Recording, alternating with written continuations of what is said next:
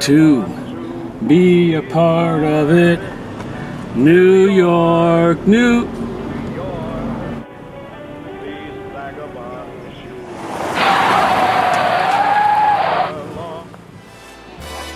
If I can make it there, I'll make it anywhere.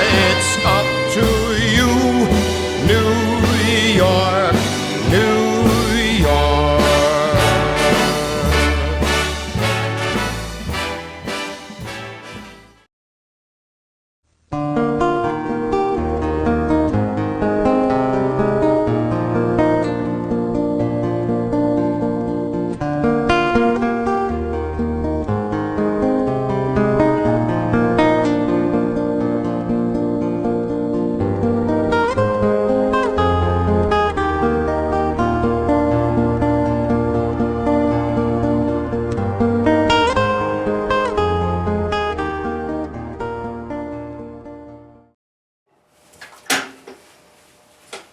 Hi, I'm Brian Havens, and welcome to another episode of The Straight Edge. Every day in urban areas, trees are cut down for various reasons.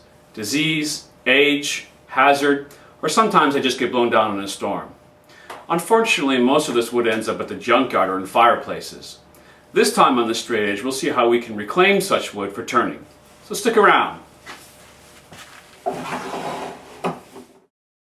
When it comes to reclaiming urban lumber for turning, one man's trash is truly another man's treasure.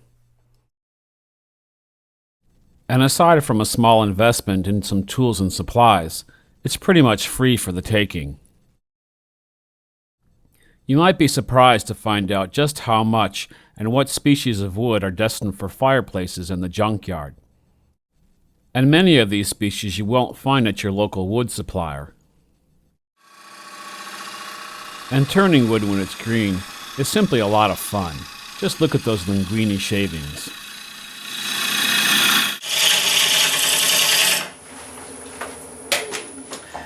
Now, the first time I tried to reclaim some urban lumber, it was an absolute disaster. I had found an unusually large pear tree that had to be taken down due to disease. I got it home, slapped some sealer on the end grain, and threw it in the backyard to dry. About a month later, I went to check on it and found it had cracked pretty much all the way through. This is really unfortunate because pear wood is an absolutely beautiful wood. Hopefully in this video you can learn from my mistakes so you can avoid the same trauma that I had to go through.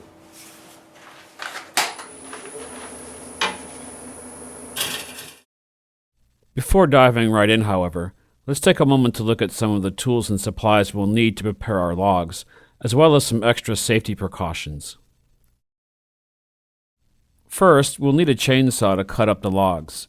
An electric chainsaw should be fine for this kind of work, and they're relatively inexpensive.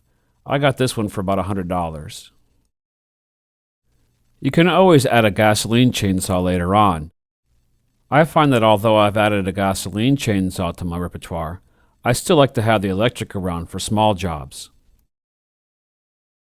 Whether you have a gasoline chainsaw or an electric chainsaw, you'll need some bar and chain lubricant, some wood sealer for sealing the end grain,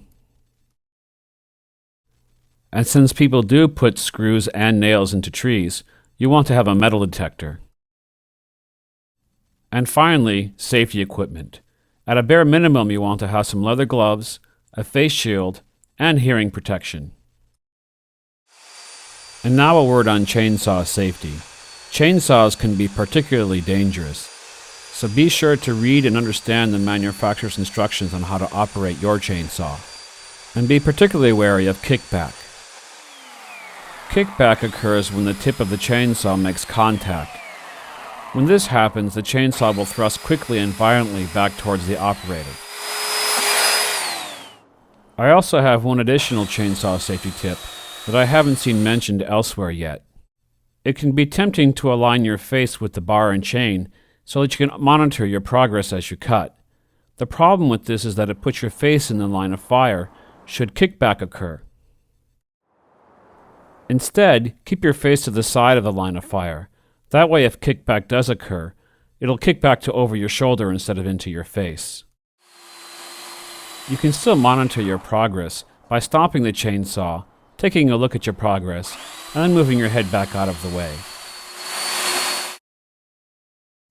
Now that we have that out of the way, we can get down to business. There are 3 essential steps that take us from log to final turning. The first step is to prepare the logs by cutting them into turning blanks. The second step is to turn those blanks into rough form and then set them aside to dry. And third, once the blanks are dry, we need to remount them on the lathe and do our final turning.